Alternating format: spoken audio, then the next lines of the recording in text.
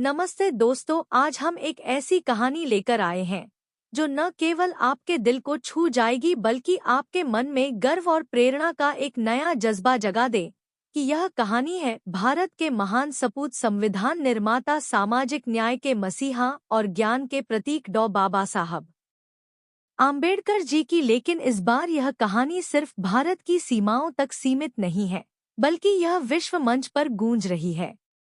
जी हाँ दोस्तों, हाल ही में रूस के प्रधानमंत्री व्लादिमीर पुतिन ने बाबा साहेब आम्बेडकर जी के बारे में ऐसा ऐलान किया है जिसने न केवल भारत में बल्कि पूरे विश्व में हलचल मचा दी है।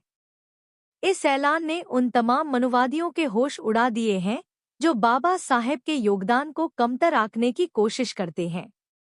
वीडियो शुरू करते हैं। दोस्तों, बाबा साहेब एक विश्वव्यापी प्रेरणा है। बाबा साहेब आम्बेडकर सिर्फ भारत के लिए ही नहीं बल्कि विश्व के कई देशों में एक प्रेरणा स्रोत के रूप में माने जाते हैं। उनके विचार, उनकी शिक्षा और सामाजिक न्याय के लिए उनकी अथक लड़ाई ने उन्हें विश्व स्तर पर एक महान व्यक्तित्व बनाया है। केवल एक विद्वान विधिवेत्ता और अर्थशास्त्री थे बल्कि एक ऐसे क्रांतिकारी थे जिन्होंने अपने समय से बहुत आगे की सोच रखी। कोलंबिया विश्वविद्यालय और लंदन स्कूल ऑफ इकोनॉमिक्स से उच्च शिक्षा प्राप्त करने वाले बाबा साहेब उन गिने चुने भारतीयों में से थे जिन्होंने 1920 के दशक में विदेशों में अपनी विद्वता का लोहा मनवाया। बाबा साहेब को विश्व में सिंबल ऑफ नॉलेज के रूप में जाना जाता है। उनकी लेखनी, उनके विचार और उनकी दृढ़ता ने न केवल भारत के दलित समुदाय को सशक्त किया बल्कि विश्व भर के उन लोगों को प्रेरित किया जो किसी न किसी रूप में सामाजिक भेदभाव का शिकार रहे हैं। लेकिन अफसोस की बात है कि भारत में कुछ जातिवादी लोग आज भी उनकी महानता को नीचा दिखाने की कोशिश करते हैं। वे झूठ और अफवाहें फैलाकर बाबा साहेब आम्बेडकर जी के योगदान को कम करने का प्रयास करते हैं, मगर सच्चाई यह है कि बाबा साहेब का कर्ज हम सभी भारतीयों पर है जिसे हम इस जन्म में भी नहीं चुका सकते। बाबा साहेब आम्बेडकर का भारत और भारतीयों के लिए योगदान इतना विशाल है कि उसे शब्दों में बयां करना मुश्किल है। उन्होंने भारत के संविधान का निर्माण कर देश को एक ऐसा ढांचा दिया जो समानता, स्वतंत्रता और बंधुत्व के सिद्धांतों पर आधारित है। संविधान के माध्यम से उन्होंने हर भारतीय को समान अधिकार, स्वतंत्रता और न्याय का उपहार दिया। दलितों, शोषितों और वंचितों के उत्थान के लिए उन्होंने जीवन भर संघर्ष किया। उन्होंने लोकनायक, बहिष्कृत भारत, समता, प्रबुद्ध भारत और जनता जैसे समाचार पत्रों के जरिए दलितों और शोषितों की आवाज को बुलंद किया। शिक्षा को उन्होंने हमेशा सशक्तिकरण का सबसे बड़ा हथियार माना। उनका कहना था, शिक्षा वह शेर नहीं है जो इसका दूध पिएगा वह हारेगा। इस विचार के साथ उन्होंने सिद्धार्थ कॉलेज जैसे शैक्षणिक संस्थानों की स्थापना की और समुदाय को उच्च शिक्षा के लिए प्रेरित किया। बाबा साहेब ने न केवल दलितों के लिए बल्कि महिलाओं, श्रमिकों और किसानों के अधिकारों के लिए भी आवाज उठाई। उन्होंने हिंदू कोड बिल के जरिए महिलाओं को संपत्ति और तलाक जैसे अधिकार दिलाने की कोशिश की। 1956 में नागपुर की दीक्षा भूमि पर लाखों अनुयायियों के साथ बौद्ध धर्म अपनाकर उन्होंने सामाजिक समता और करुणा का संदेश दिया। यह उनके जीवन का एक ऐसा कदम था जिसने भारत में सामाजिक क्रांति की नींव रखी। उनका योगदान केवल सामाजिक सुधारों तक सीमित नहीं था।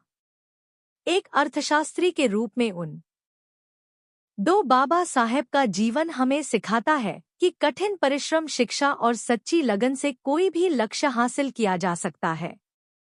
दोस्तों, अब पुतिन के ऐतिहासिक भाषण पर आते हैं।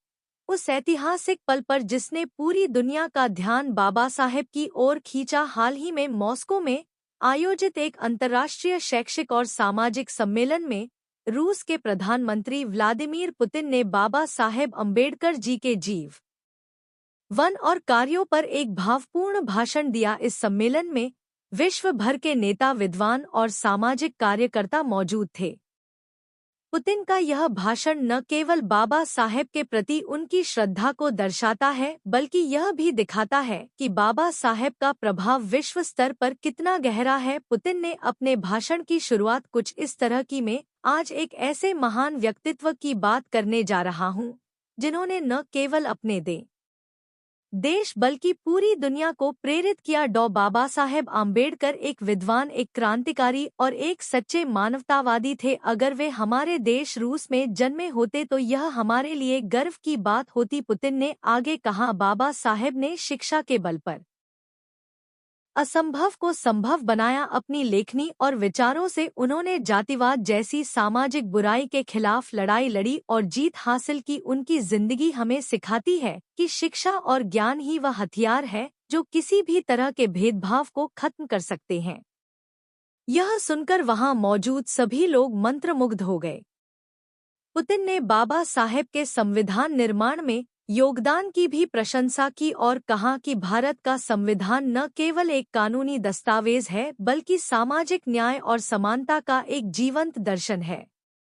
उन्होंने यह भी कहा कि बाबा साहेब के विचार रूस जैसे देशों के लिए भी प्रासंगिक है जहां सामाजिक और आर्थिक असमानता को दूर करने की जरूरत है। दोस्तों, पुतिन ने अपने भाषण के अंत में एक ऐसा ऐलान किया जिसने सभी को चौंका दिया। उन्होंने कहा, हम बाबा साहेब आम्बेडकर की स्मृति में रूस की राजधानी मॉस्को में एक भव्य लाइब्रेरी स्थापित करने जा रहे हैं जिसका नाम होगा डॉ बाबा साहेब आम्बेडकर इंटरनेशनल लाइब्रेरी। इस लाइब्रेरी में न केवल बाबा साहेब के कार्यों और विचारों से संबंधित किताबें होंगी बल्कि यह सामाजिक न्याय, समानता और शिक्षा पर केंद्र एक वैश्विक शोध केंद्र भी होगा। यह सुनते ही सभागार में तालियों की गड़गड़ाहट गूंज उठी। लेकिन पुतिन यहीं नहीं रुके। उन्होंने आगे कहा, हम यह भी ऐलान करते हैं कि इस साल से रूस सरकार आम्बेडकर स्कॉलरशिप शुरू करेगी। इस स्कॉलरशिप के तहत हर साल सैकड़ों गरीब और वंचित छात्रों को उच्च शिक्षा के लिए आर्थिक सहायता दी जाएगी ताकि वे बाबा साहेब के सपनों को साकार कर सकें। यह ऐलान सुनकर वहां मौजूद भारतीय प्रतिनिधियों की आंखें गर्व से चमक उठीं। यह पहली बार था जब किसी विदेशी नेता ने बाबा साहेब के सम्मान में इतना बड़ा कदम उठाने की घोषणा की है। इस ऐलान ने उन तमाम मनुवादियों को करारा जवाब दिया जो भारत में बाबा साहेब की महानता को कम करने की कोशिश करते हैं। भारत में कुछ लोग जो जातिवाद और मनुवाद की मानसिकता से ग्रस्त हैं, हमेशा से बाबा साहेब के योगदान को कमतर दिखाने की कोशिश करते रहे हैं। वे उनकी उपलब्धियों को नकारने के लिए झूठी कहानियां गढ़ते हैं और उनकी छवि को धूमिल करने की साजिश रचते हैं। लेकिन पुतिन के इस ऐलान ने उनके सारे दावों पर पानी फेर दिया। यह ऐलान न केवल बाबा साहेब के वैश्विक प्रभाव को दर्शाता है बल्कि यह भी दिखाता है कि सच्चाई और महानता को कोई दबा नहीं सकता। जब यह खबर भारत में